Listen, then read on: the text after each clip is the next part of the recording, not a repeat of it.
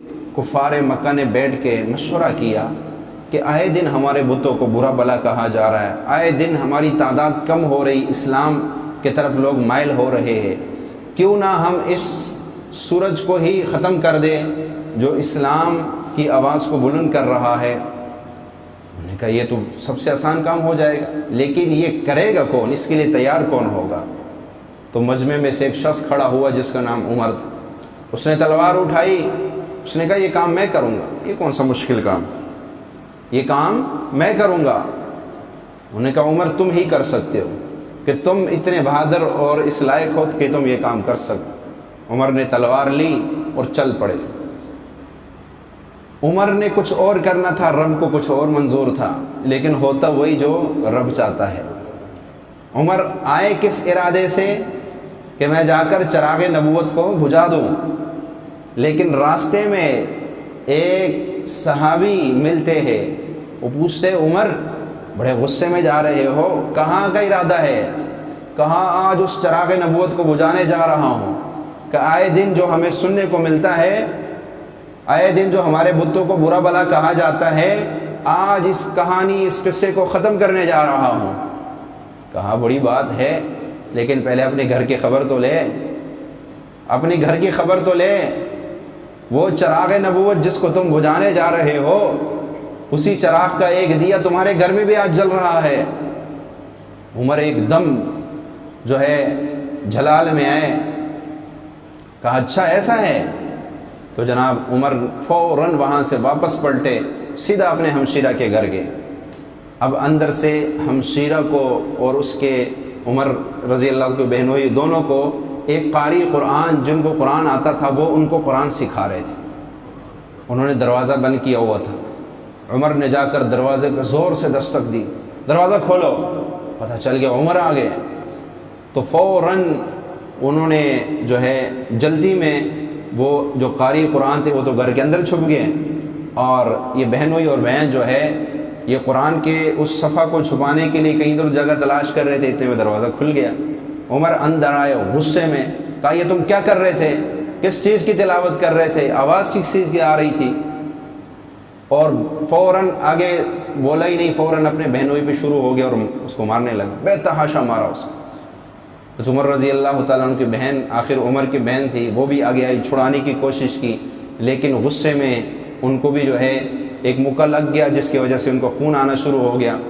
تو انہوں نے آخر میں کہا عمر ہمیں اس لیے مارا جاتا ہے، ہمیں اس لیے مارا جاتا ہے کہ ہم نے ایک سچا دین قبول کر لیا ہے، واللہ تجھ سے جو ہو سکے وہ کر لے، لیکن ہم کبھی اس دین کو اب چھوڑنے والے نہیں۔ تجھ سے اب جو ہو سکے کر لے، لیکن ہم اپنے اس دین کو اب چھوڑنے والے نہیں ہیں۔ عمر نے جب اتنا ظاہر بات ہے کہ انسان کافی غصہ کرتے کرتے آخر غصہ ٹھنڈا ہو جاتا ہے، بہنوئی کو مارا، بہن کو بھی مارا، اس سے خون نکل رہے، اس سے خون نکل رہے، تو عمر کا غصہ ٹھنڈا ہو گیا۔ کہا یہ بتاؤ یہ تم پڑھ کیا رہے تھے، مجھے دو۔ تو آگے سے بہن نے کہا نہیں، تم اس کو ہاتھ نہیں لگا سکتے کیونکہ تم ناپاک ہو، لا یمسہ الا المطہرون، اس قرآن کو وہی لوگ ہاتھ لگا سکتے جو پاک ہوتے ہیں۔ عمر نے کہا اچھا پھر مجھے پاک ہونے کے لیے کیا کرنا پڑے گا؟ کہا تجھے غسل کرنا پڑے گا۔ کہا ٹھیک ہے میں تیار ہوں، مجھے غسل کرواؤ۔ عمر کو غسل کروایا گیا، عمر غسل کر کے پھر آئے، کہا اب مجھے بتاؤ وہ جو جس چیز کی تم تلاوت کر رہے تھے وہ کیا ہے؟ وہ ایک تختی پہ لکھا ہوا تھا۔ کہا پڑھو، تو اس کے بہنوئی شروع ہو گئے، کہا طٰہٰ ما انزلنا علیک القرآن لتشقی الا تذکرۃ لمن یخشی تنزیلا ممن خلق الارض والسماوات العلی الرحمن علی العرش استوی۔ عمر نے جب یہ آیتیں سنی تو کہا مجھے لے چلو محمد کے غلامی میں بھی اس شخص کی غلامی کرنا چاہتا ہوں جس کا اتنا حسین و جمیل کلام جس میں نازل ہو رہا ہے۔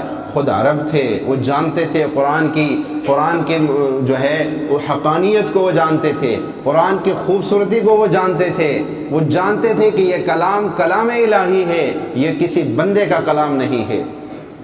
جب یہ بات کہی نا تو اندر سے وہ قاری نکلے، جو صحابی تھے وہ نکلے اور کہا عمر تمہیں مبارک ہو، تمہیں مبارک ہو۔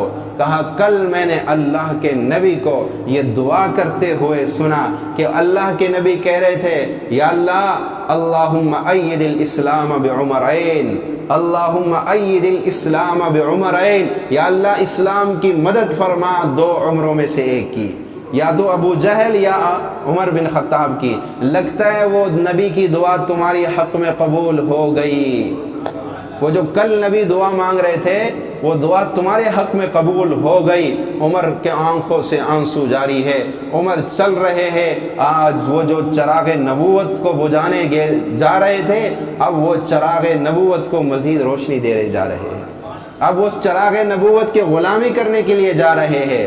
عمر جب چل آ رہے تھے نا، صحابہ بیٹھے ہوئے، نبی علیہ الصلوۃ والسلام کی مجلس لگی ہوئی، صحابہ نے دیکھا عمر آ رہے، فوراً اپنی تلواریں تھام لی، کیونکہ عمر کا ارادہ جو ہے وہ ٹھیک نہیں ہوگا، کہیں ہمارے نبی کو تکلیف نہ پہنچا دے۔ جب تلواریں نکالی اللہ کے حبیب نے دور سے دیکھا، کہا نہیں تلواریں آج عمر جو ہے آ نہیں رہا ہے، عمر کو لایا جا رہا ہے، آج عمر آ نہیں رہا ہے، عمر کو لایا جا رہا ہے، اپنی تلواریں واپس رکھ دو۔ جب عمر آئے، عمر آ کے نبی کے قدموں میں گر گئے، یا رسول اللہ بس مجھے آج اپنے غلامی میں قبول کر لیجئے۔ کہا پڑھ اشہد ان لا الہ الا اللہ و اشہد ان محمدا عبدہ۔ جب عمر نے اس کلمے کو پڑھا تو ایک جو صحابہ بیٹھے ہوئے تھے نا وہ خوشی میں نعرہ لگانے لگ گئے، نعرہ تکبیر کے آوازیں شروع ہو گئی، نعرہ تکبیر کی آوازیں بلند ہو گئی۔